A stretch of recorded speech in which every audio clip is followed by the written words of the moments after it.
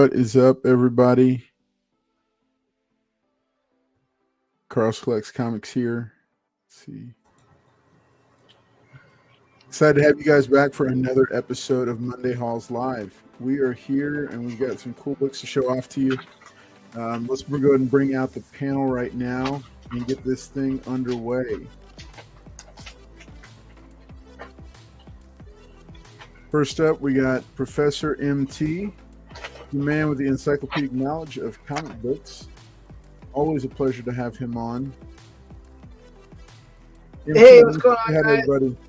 Happy Monday to you all.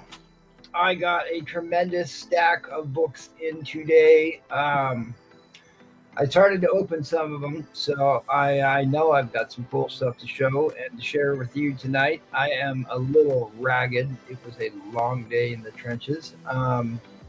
But I'm excited to see you, and I'm excited to share some books with you and with Michael and Carlos to see what they brought. So let's get into it.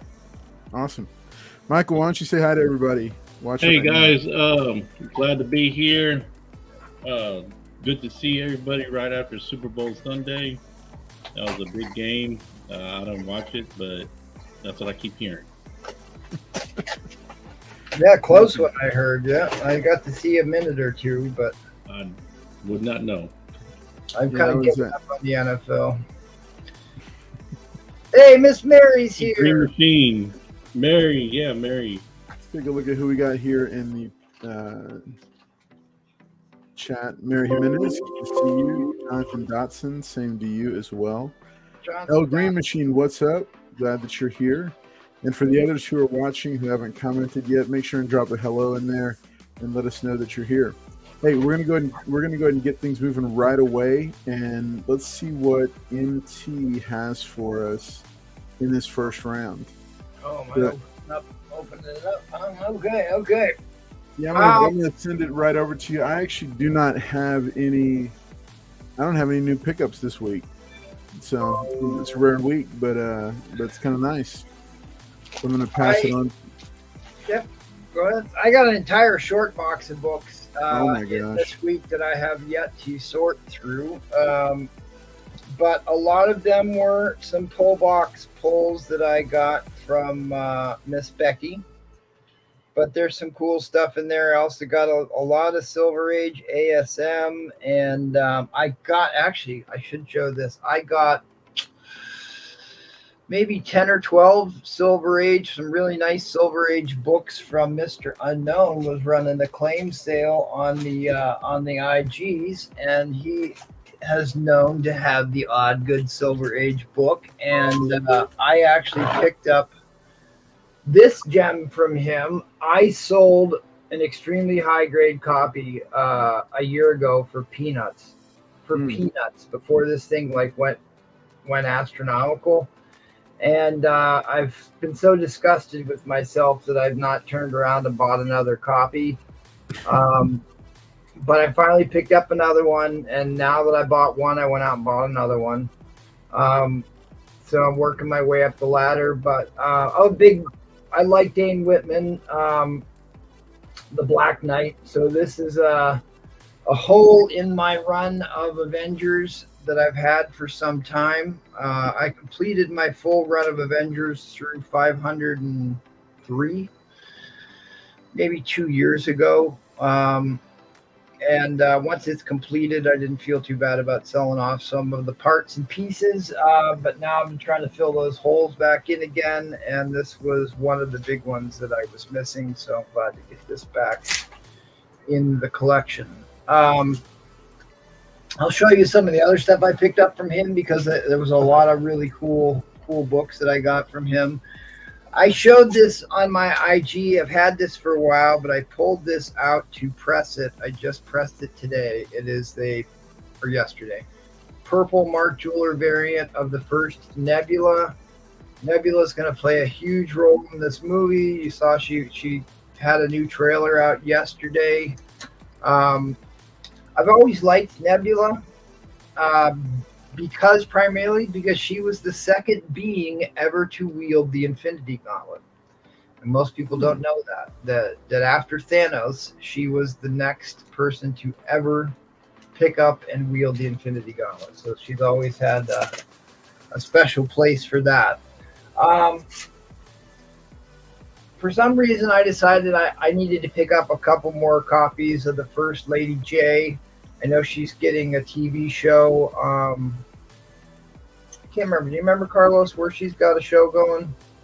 Yeah, I don't know that they had locked in where it was going to end up. I thought Netflix was one of the ones that I was hearing, but I was almost thinking Amazon for some reason, but I don't honestly remember offhand. I can see it there too.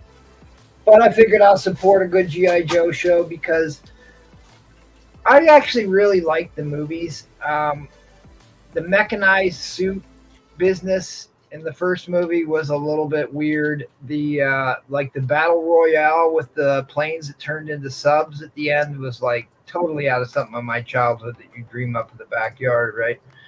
Yeah. So like that was awesome. And the Thor's hammer, or what was it? God's lightning bolt or whatever. Because that's technology we actually have. The tungsten rod that gets dropped from the satellite instead of having like a nuclear bomb is actual real military technology that they showcase in G.I. Joe. And they actually have a long history of the G.I. Joe toys showcasing military, even classified military. Yeah. Because they got in trouble for showing the SR-71 Blackbird was a G.I. Joe toy, and they got in trouble for that. That's right. Yeah. Yeah. Well, I mean that just speaks to the meticulous research that was done. Right. What made G.I. Joe, I think, lasting is the realism. They didn't try and go hokey with a lot of the stuff, you know? I mean, the HISS tanks were a little, the HISS tanks weren't realistic. But I can remember thinking everybody was going to have jetpacks by the time I got older because of how many jetpacks were in the G.I. Joe cartoon. I love that they could fly and pilot those things with zero rudder or fin of any kind. Just mental power. There you go. Hey, Al Green, good to see you. Bob Tier Collector, thanks for being with us. Miss Mary, happy Valentine's Day. So I bought a Valentine's Day card like 2 or 3 weeks ago thinking, okay, well, at least I won't have to like try and get one last minute. And I have no idea where I put it. No idea. It's kind of a pointless enterprise. Okay, here's a book. I did sell a copy of this here a week or two ago, but this is one of my all-time favorite Silver Age Hulk covers with Kazar. I really like nice.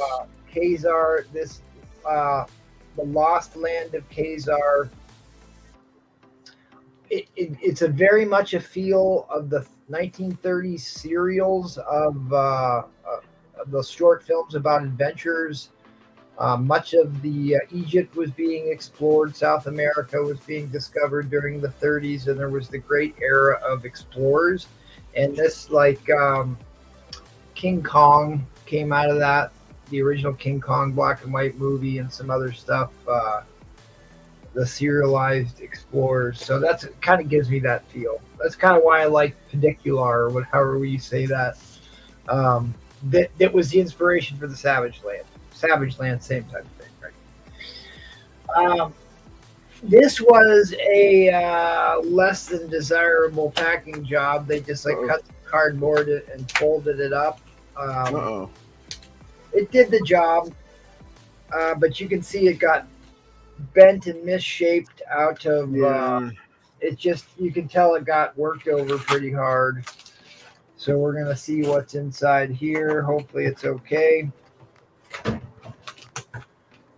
Because I have no idea what's in here. We're going to find out together. Oh, okay. I sold off my only 2 copies of this. I started to feel like I really needed to have another one. This is the first Dario Agger, who is... Minotaur. Is the Minotaur. He's connected to Roxxon, which we've already seen in the MCU, which is, a spin-off of Exxon.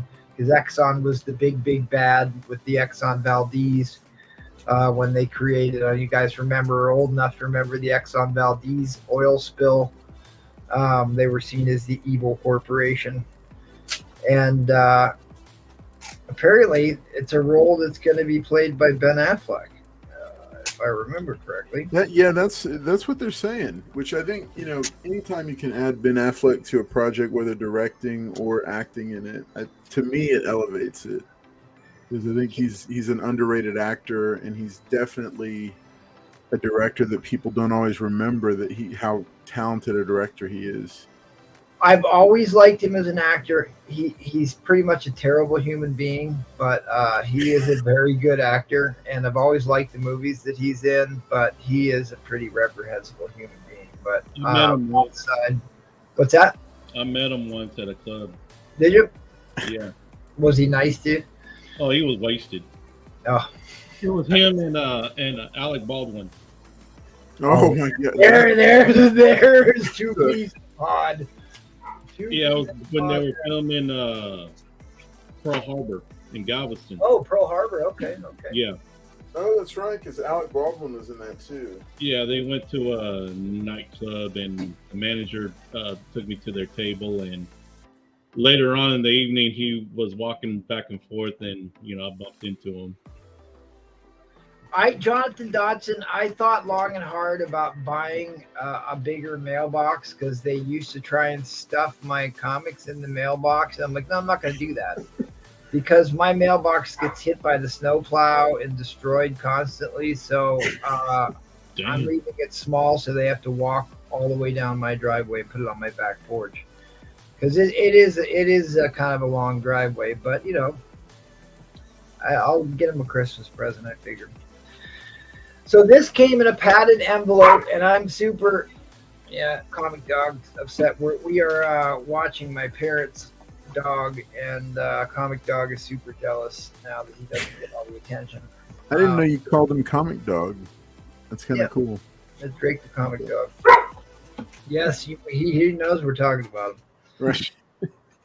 So this is like double thick corrugated cardboard. So that's super impressive. I'm like, dang, that's nice. I'm going to reuse this. The only thing secondary to my collection of Gemini mailers is my stack of pre-cut cardboard. Yes. I don't ever need to cut cardboard because of how many deliveries I get. I just reuse. Oh yeah, me too.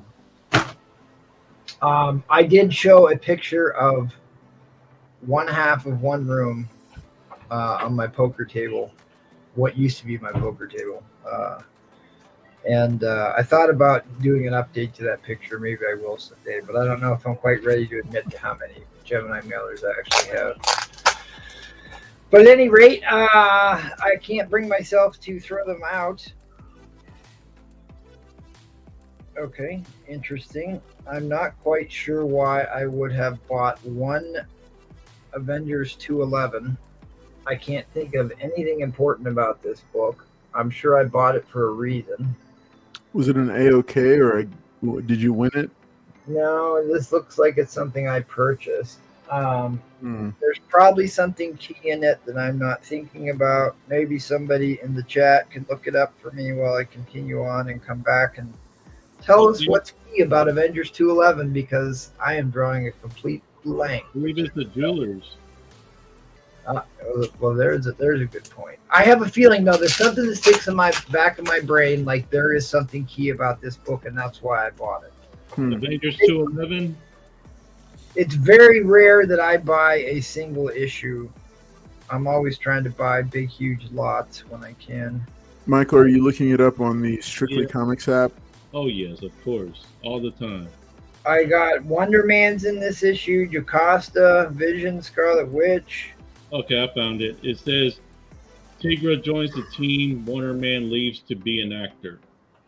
Oh, this is where Wonder Man leaves to join the West Coast Avengers. This is the precursor to the West Coast Avengers because he's getting. That's how they're going to set up Wonder Man in the MCU. Is he's going to form the West Coast Avengers? Is the rumors. So that's why I bought that. Very good, Michael. Thank you. Very good. Very good. Thank Paul. Thank you, Strictly app. He updated it. Here's a stack of stuff I opened up already. Here's a book that for some reason, I've never owned. I'll turn this off. I remember that pick. I have not owned this copy ever, and like as soon as I saw the cover, I'm like, how the hell have I never owned this book before? But it's good old Unicron. Yeah. I absolutely loved the Transformers movie when I was a kid. I bought it. I've had the digital copy, the remastered digital, and it's a movie I can still watch to this day and not get bored. A lot of childhood movies do not stand the test of time, but because this had such an incredible soundtrack, it makes it that much more watchable, I think. Yeah. Just like why one of the biggest factors in why Star Wars was so successful is because of the soundtrack, because of the symphony orchestra. Much of a movie's success is based upon how good its soundtrack is, in my opinion. But you had Weird Al Yankovic, Dare to Be Stupid, and you had the old 80s power ballads going on. You know, it's hard to go wrong. And Leonard Nimoy.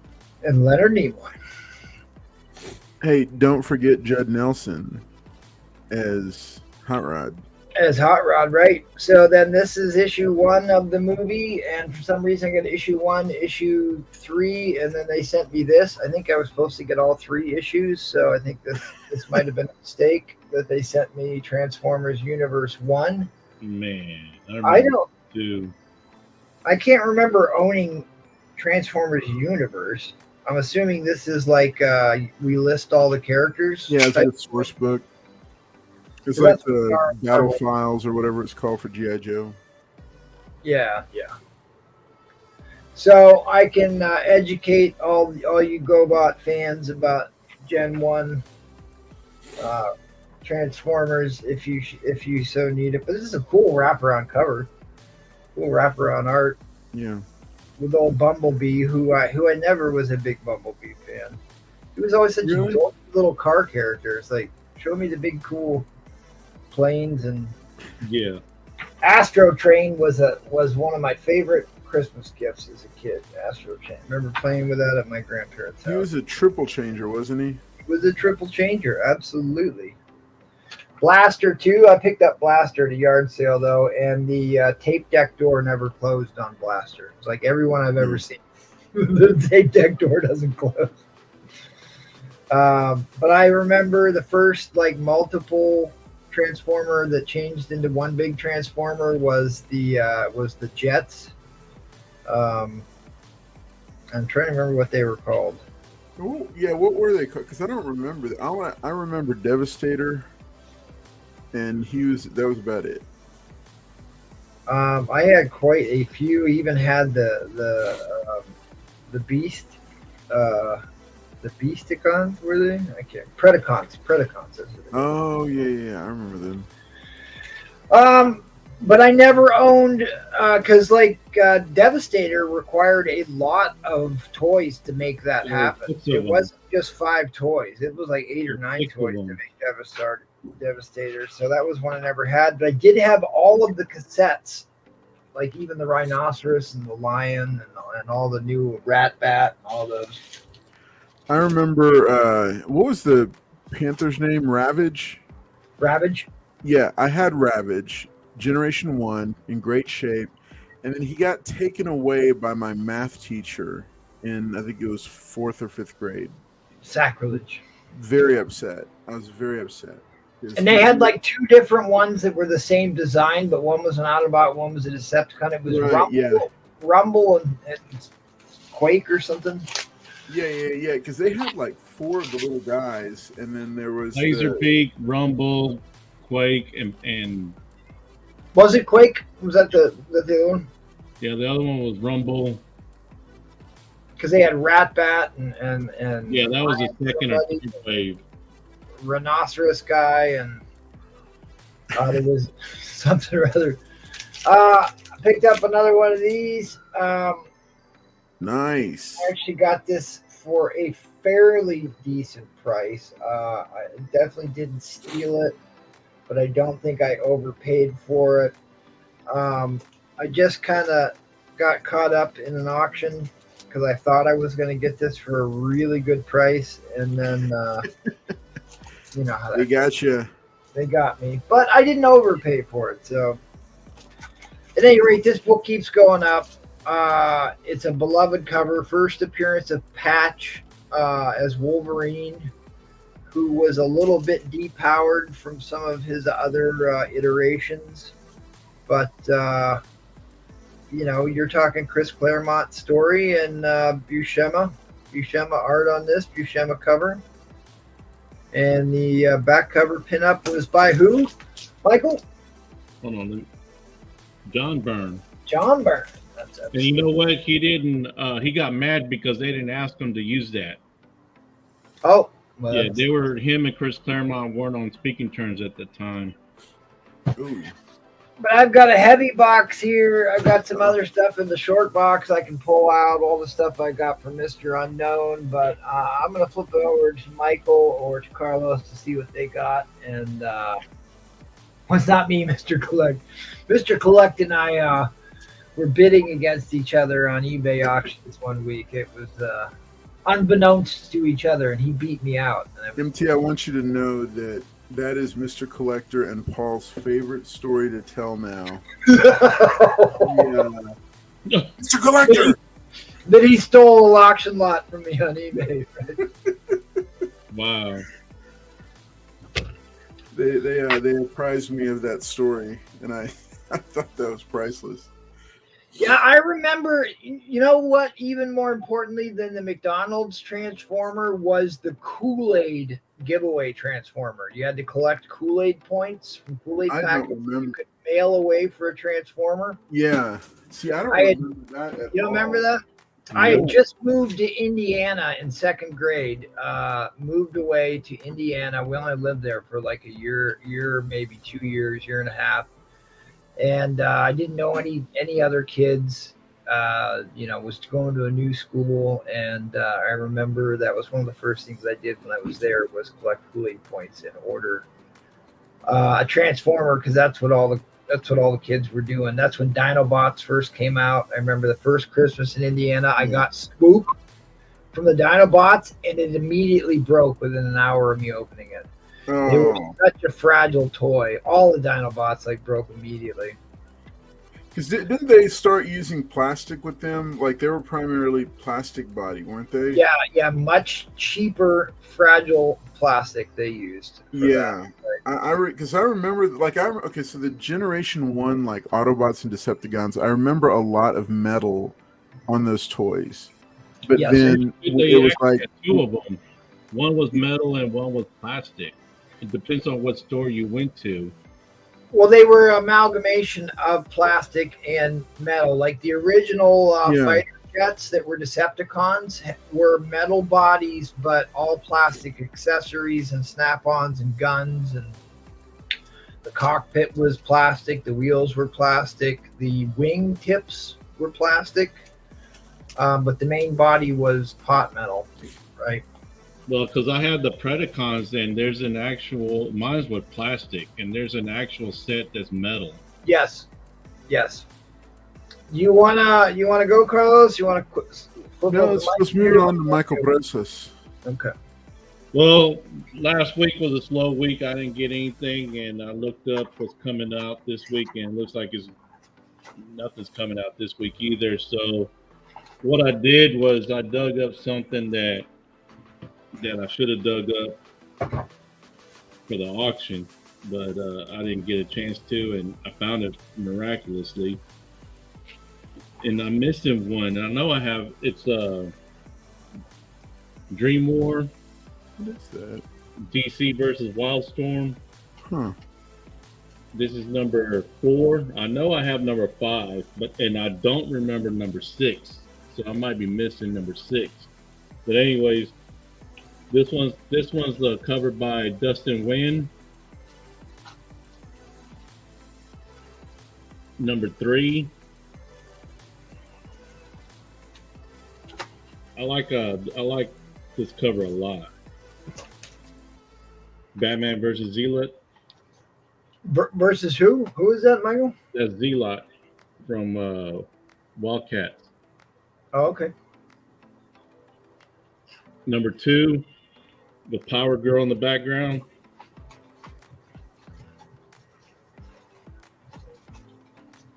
And of course, number 1, this one I got signed by cover artist Dave McComb.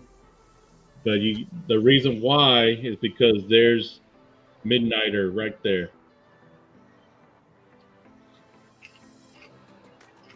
That's the guy with the red mask thingy, or what? The guy with the red mask is Grifter. He's already been introduced into the DC universe. But that guy right there, Midnighter. Okay. Part of the Authority.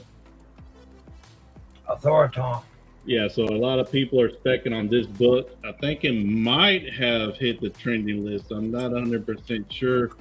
I have to ask Paul if he included it or not. But that's all I have to show. Like I said, last week was a slow week. This week looks like it's going to be slow, but I am won a bid, so I'm going to have a box coming to my house pretty soon. So I'll have it here next week. Well, I know there's like 2 or 3 other ones that I like prepped to open but didn't finish opening. Go ahead, Carlos. The what? I'm done. He's done. You got any more? No, seriously, I have nothing else. That's fine. I got more stuff to show. Carlos, what do you got?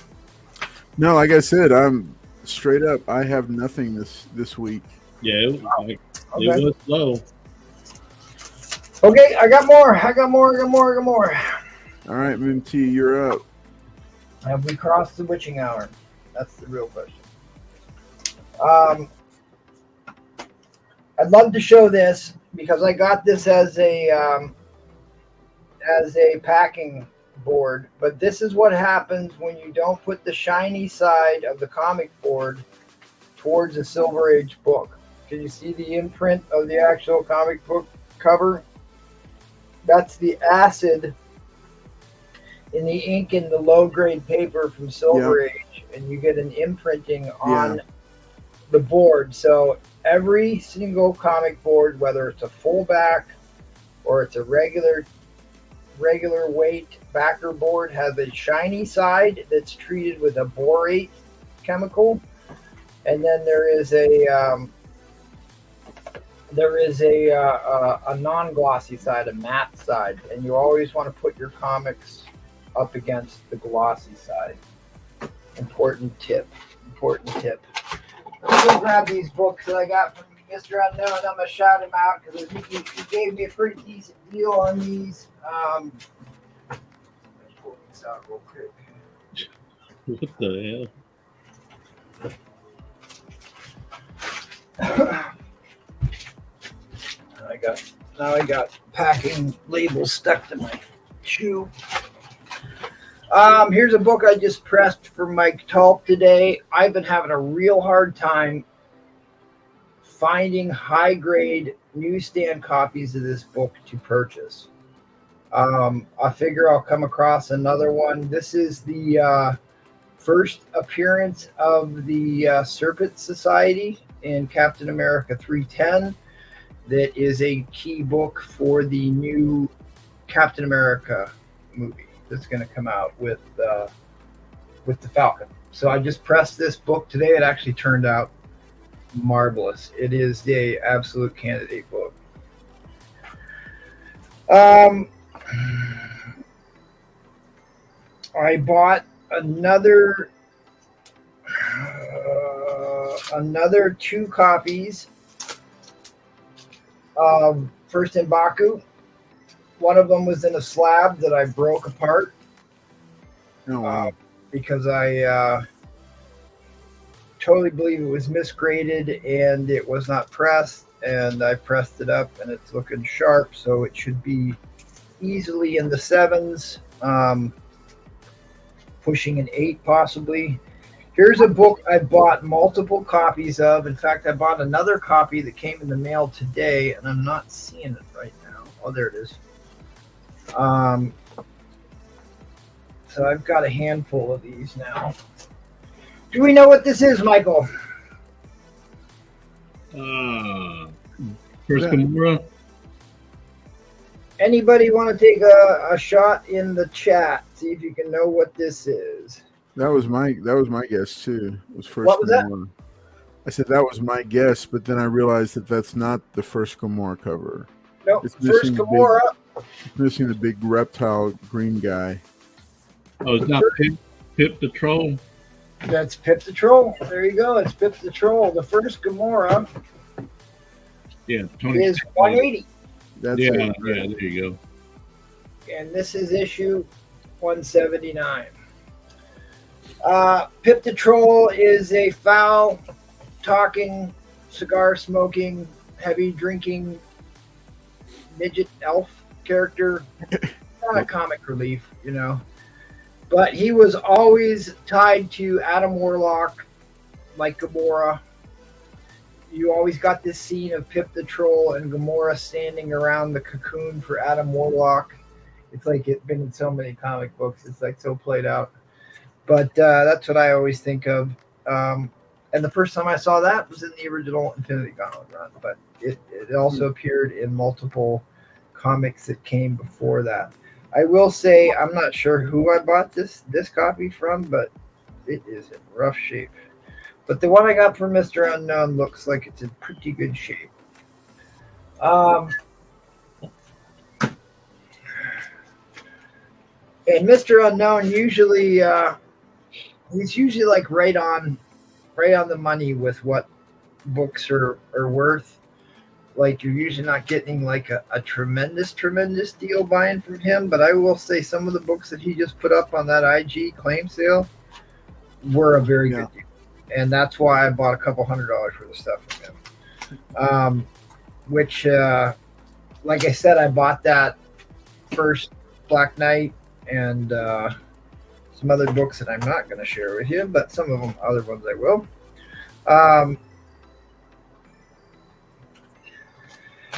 Brother Voodoo. Second appearance of Brother Voodoo. Oh yeah. He was super hot a while ago. He is going to be super hot again. I think he will have his day in the sun. They will make him Sorcerer Supreme eventually. That's another good spec book to pick up where Jericho Drum becomes Sorcerer Supreme in the New Avengers. There is a black and white and red variant cover with Damian Hellstrong on the cover for the issue where he becomes Sorcerer Supreme. It's a pretty reasonable book to pick up right now, a good spec book if you can find it. So then you're getting into his third appearance in Strange Tales. Strange Tales obviously has been one of my all-time favorite titles. I've always loved this cover, 172.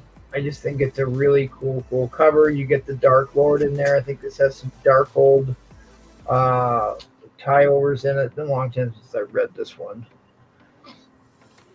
At any rate, Jericho Drum. Jericho Drum is a Haitian voodoo practitioner with Papa Legbra and I can't remember who the female deity's name is. Anyways, I spent some time in Haiti in my 20s. It is the only fourth world country in the Western Hemisphere. It is a rough place. It's a dangerous place. And they do practice voodoo as a natural religion that includes child sacrifice there, which is really odd that we don't really even talk about that happening there, but it does. The president went on live TV and sacrificed a child in front of the Haitian people on live TV. Yep, that actually happened the week before I went down there. So at any rate, but Jericho Drum, more lighthearted subject. I have always kind of liked Jericho Drum because it kind of gave me more insight into some of those beliefs and practices and all of that, because you need to understand people. But at any rate, then you get into the first Chicken Man, who Black Talon. Yes. And Deadpool always called him Chicken Man. But Black Talon made his second appearance in an Avengers book. But cool character. And that was the one where it was in the Marvel Zombies, where Deadpool is a zombie, and that's where we get Headpool from. I don't know if you guys know Headpool. It's just the head of The disembodied head of Deadpool. Right. And the first time that comes in is a comic where he comes by and comes on Black Talon is packing and shipping cocaine, and Deadpool says nothing says first day free like Colombian marching powder. And I always thought that was the most hilarious joke ever. And maybe context is everything, but I've always loved that crack. And then I also got one of these, which was Strange Tales 178, Warlock. This is a very classic Warlock cover. In his pose, he does this pose on a lot of comic book covers. And this might be first Soul Gem. Maybe. I can't remember. I am tired and your brain ain't working too well tonight. Somebody in the chat might know. Here's a book I just picked up recently, Pharaoh's Lounge, the tame version. The tame version, right? That's the tame version? That's the tame version. Believe me, Wow. There's no post-it notes required on this or pieces of tape. But there was this very classic Scarlet Witch cover that was done by Frank Cho, I believe. That might have been part of the Ultimates or Ultimatum, and it's still super expensive to this day. They made tons of statues based upon it, and it had the same circular magic symbols around her hands as this book, and they are actually playing off of that very famous Cho cover. Here's a book that I just happened to stumble across on eBay, and I bought 3. Oh, wow. I love to collect Mesoamerican covers. This is one I had never seen before. This is a design that's from the Toltecs from Teotihuacan.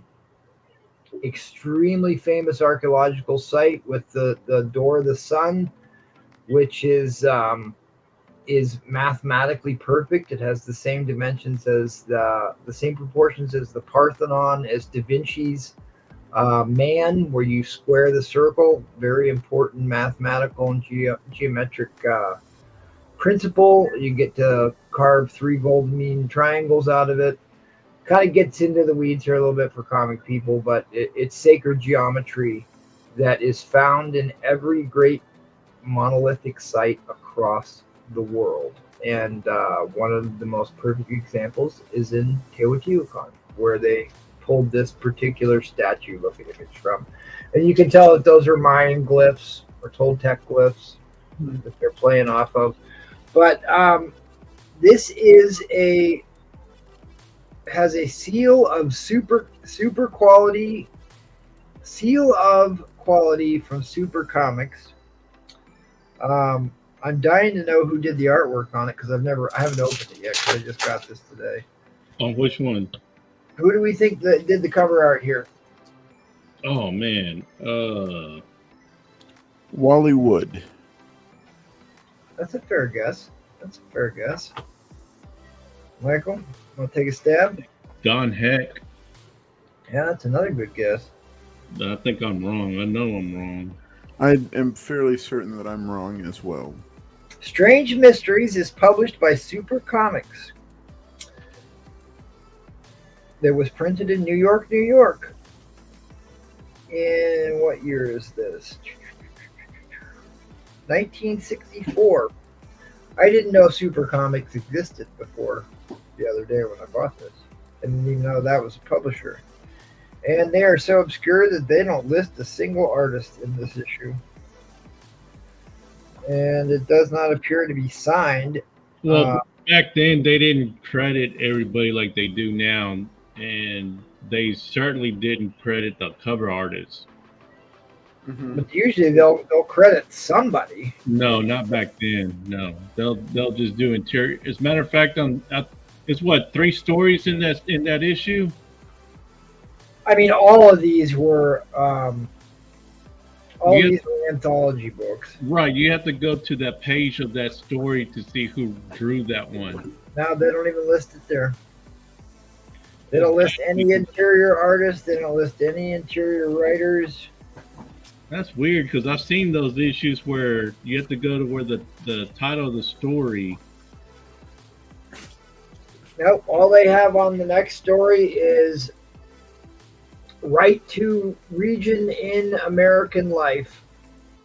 Send 10 cents to cover handling charges. Wow.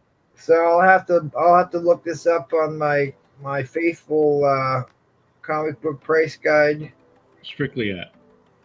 website, and we'll have to figure out who the artist is because it looks very familiar, like they've done work on some of the other monster books.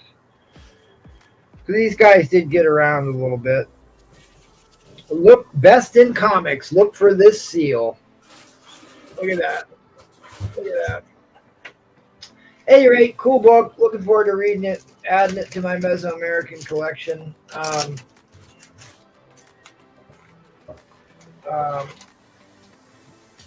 I got some books from J.J. Quintella, maybe, and he sent this along as a bonus, I guess, or maybe I won this in some giveaway I wasn't watching.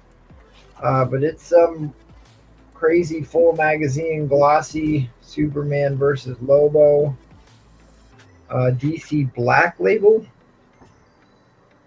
book. Which I thought Black Label was kind of adult books, right? Yeah. Yeah, they're more mature storylines. It kind of has the format and feel of a children's book, but it's book one.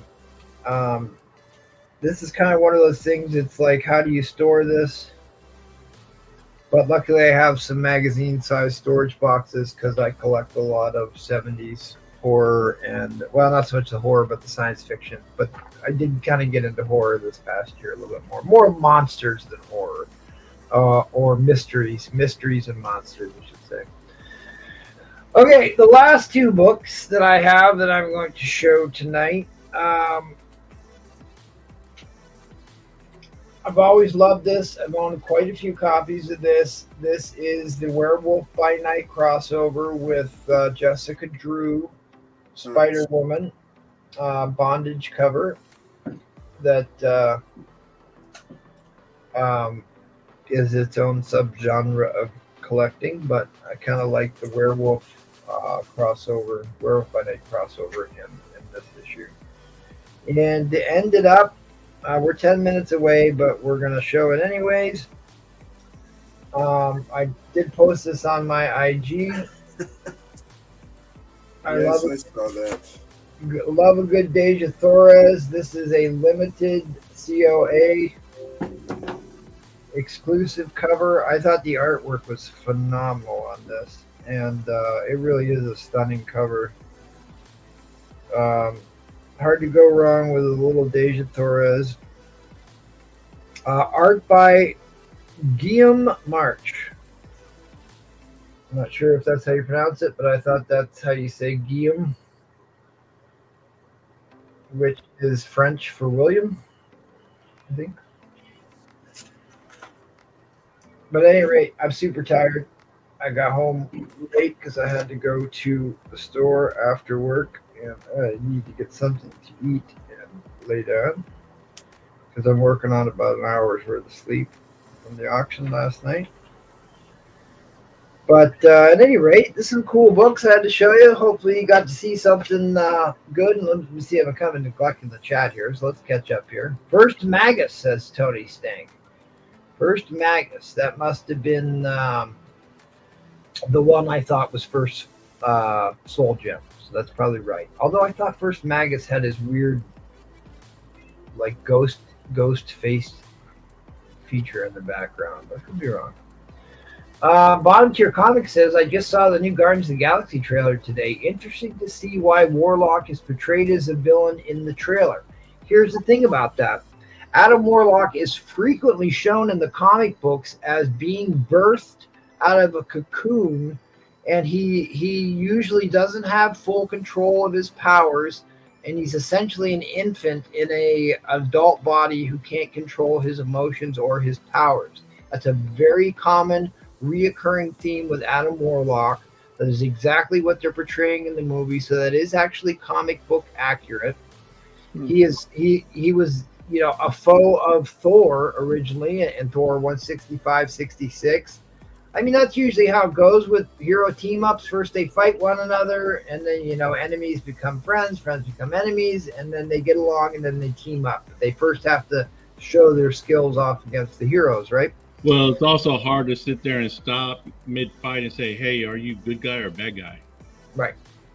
And you got to see how you measure up against your comrades. So he will be a villain at the beginning, like he is in many comic book series. He will come around because he's essentially Space Jesus.